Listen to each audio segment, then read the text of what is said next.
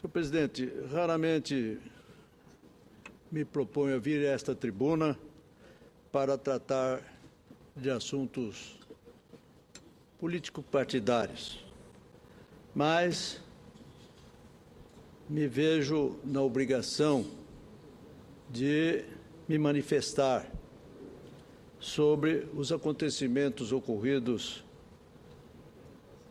na última quarta-feira, com a boa notícia de que o Tribunal Superior Eleitoral acatou representação do meu partido e decidiu suspender a propaganda do Partido dos Trabalhadores veiculada em rádio e televisão que falava dos, entre aspas, fantasmas do passado.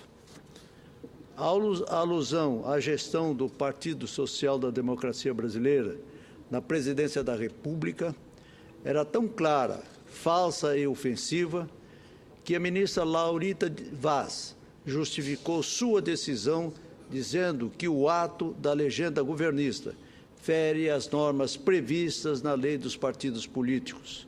Aspas.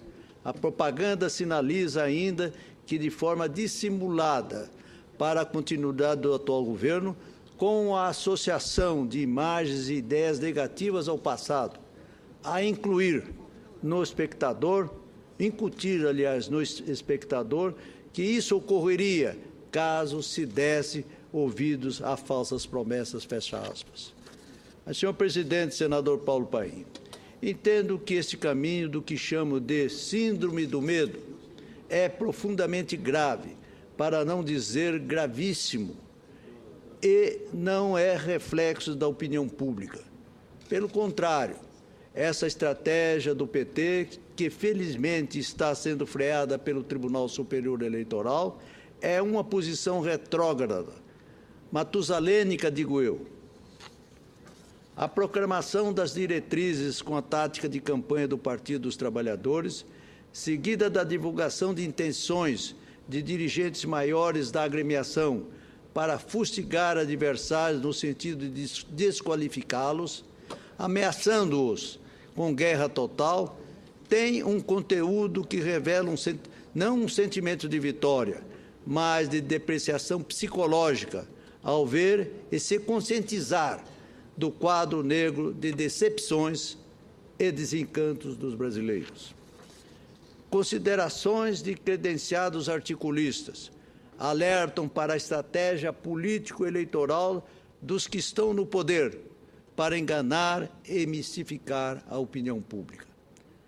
Como foi oportunamente reiterado da tribuna desta Casa pelo eminente senador Jarbas Vasconcelos, repercutindo a expressão do jornalista José Casado, do Globo, a posição do PT emanada de seus dirigentes maiores é um estuário de mágoas. A estratégia agora vetada dava a entender que entraríamos numa fase negativa e distorcida da campanha presidencial. Digo negativa, senhor presidente, e distorcida, porque considero um desserviço à sociedade utilizar o horário eleitoral gratuito da televisão para difundir a política do medo.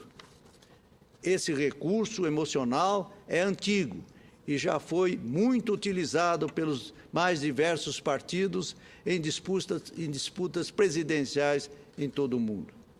Lembro-me aqui das campanhas do Partido Republicano na era Bush, quando, volta e meia, durante a disputa eleitoral, recordava-se os temores do 11 de setembro.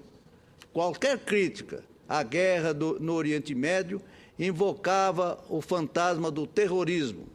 Com isso, os democratas perderam várias eleições. Muitos estrategistas de campanhas eleitorais dizem que há duas maneiras de mexer com as emoções dos eleitores: o medo e a esperança. Esses mesmos especialistas alegam que imprimir racionalidade na propaganda eleitoral é o caminho mais curto para o fracasso. As pessoas não se ligam a números, estatísticas, promessas vagas, propostas de obras, enfim, a famosa sopa de dados e de realizações, que muitas vezes não cabem no orçamento nem na realidade do país. Por isso, senhor presidente, investe em propagandas espetaculares, com recursos caríssimos, para chamar a atenção do eleitorado com apelos emocionais, muitas vezes enganosos e distorcidos. Pelo meu lado, que vivi outros tempos, em que a campanha eleitoral era, acima de tudo, disputa de ideias e propostas, sempre acreditei que a melhor maneira de falar ao eleitor é utilizar o recurso da verdade, discutindo com ele pontos de vista e propostas concretas, mostrando com clareza o que se pretende fazer, qual o melhor modelo de gestão e quais os pontos críticos que devem ser atacados para melhorar a vida dos brasileiros. Um partido verdadeiramente responsável deve apontar erros, apresentar alternativas, mostrar seu plano de trabalho para garantir avanços necessários para promover o crescimento econômico do país. E, assim, mostrar como pode reduzir as desigualdades sociais, controlar a inflação e promover investimentos em infraestrutura para garantir o progresso geral da nação. A função de uma campanha eleitoral não é mistificar, mentir, assustar e promover a discordância social, assolando o ódio entre as pessoas. Ao contrário, a função de uma campanha eleitoral é fortalecer a democracia por meio da divergência de ideias e de propostas em relação ao país. Nesse aspecto, a boa campanha eleitoral é aquela que reafirma compromissos com a nossa Constituição, que enaltece os valores éticos e morais e defende a transparência no uso dos recursos públicos. Nesta hora, deve-se fazer um grande esforço para banir a retórica e mostrar um desejo autêntico de trabalhar e transformar a realidade do país. Por essa razão, o Tribunal Superior Eleitoral também considerou condenável em todos os sentidos a campanha do medo colocada no ar recentemente pelo partido do governo. Concordo que se devam fazer alertas, destacar pontos críticos que tenham respaldo no sentimento coletivo, mas criar uma falsa realidade cinematográfica, isso é moralmente condenável.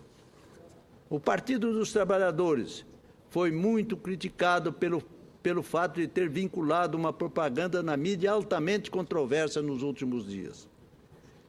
Ela chamou a atenção para o perigo dos fantasmas do passado, que, paradoxalmente, estão cada vez mais presentes no dia a dia do governo. Ficou evidente a tentativa de enganar e criar uma ideia falsa sobre a história recente do nosso Brasil. Nós, da oposição, só temos a dizer à sociedade que estamos dispostos a enfrentar com coragem o futuro. Temos fé e confiança nas nossas propostas e que estamos preocupados mesmo com o atual momento do país. Queremos fazer um debate sincero, sem maniqueísmo, sem jogo baixo, sem sofismas. Como afirmou recentemente o ex-presidente Fernando Henrique, o passado, entre aspas, é o governo do PT, que está há 12 anos no poder. Portanto, o que está em discussão hoje é exatamente, entre aspas, esse passado. Senhoras e senhores senadores, milhares de jovens hoje aptos a votarem, na verdade, desconhecem a luta contra a inflação e a estagnação econômica dos anos 70 e 80. Eles conhecem apenas um passado, aquele que se aproveitou de maneira esperta e oportunista das conquistas do Plano Real, da estabilidade econômica, do controle imposto pela Lei da Responsabilidade Fiscal e, posteriormente, do bom momento vivido pela economia mundial no período de 2002 a 2008. Um artigo extremamente esclarecedor publicado na Folha de São Paulo e de autoria do físico e economista Samuel Pessoa mostra com clareza insofismável os ganhos obtidos com o governo Lula só foi possível devido à, entre aspas, maturação das reformas institucionais do governo FHC e de uma transição política muito ordenada, fecha aspas, entre os dois governos. Foi essa combinação perfeita que deu ao Brasil alguns anos de crescimento acelerado e ganhos sociais. Só que essa bonança, infelizmente, foi mal aproveitada. Ela aconteceu da porta de casa para dentro, pois da porta de casa para fora, nas ruas, o que hoje estamos vivendo é simplesmente o caos. Os brasileiros estão percebendo as contradições elementares do quadro social, os gastos imensos em obras de caráter duvidoso, a corrupção corroendo de maneira assintosa todas as instituições, a dramática desigualdade regional, a carga tributária escandalosa, os juros insuportáveis, os conflitos nas cidades e nos campos, a carecia de alimentos, enfim, todas essas mazelas impulsionam o desejo de mudança hoje no Brasil e a rejeição crescente ao atual governo. Por essa razão, não há espaço para propagandas enganadoras, que buscam apenas causar efeitos dissonantes nos corações e nas mentes dos brasileiros.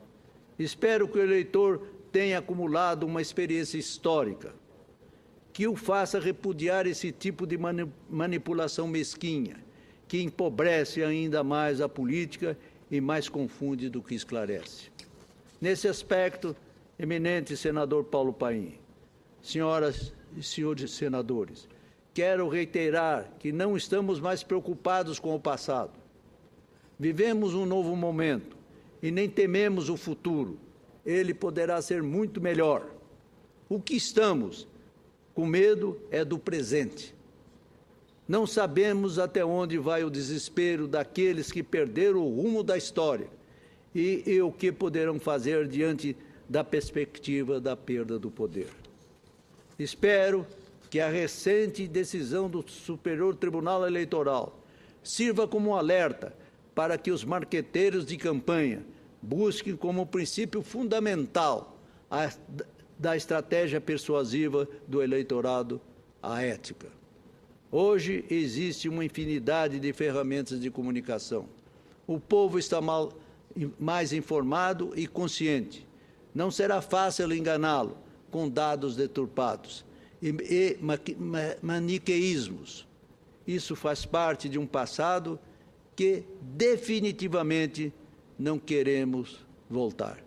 Senhor presidente, agradecendo a Vossa Excelência a tolerância do tempo e o espírito democrático de me ouvir-me, é esse o que eu desejo nesse instante manifestar como uma expressão maior do meu sentimento partidário e o que sempre pensei na defesa dos direitos que nós criamos na Constituinte, Vossa Excelência e eu, de liberdade de expressão e defesa intransigente dos princípios maiores da liberdade.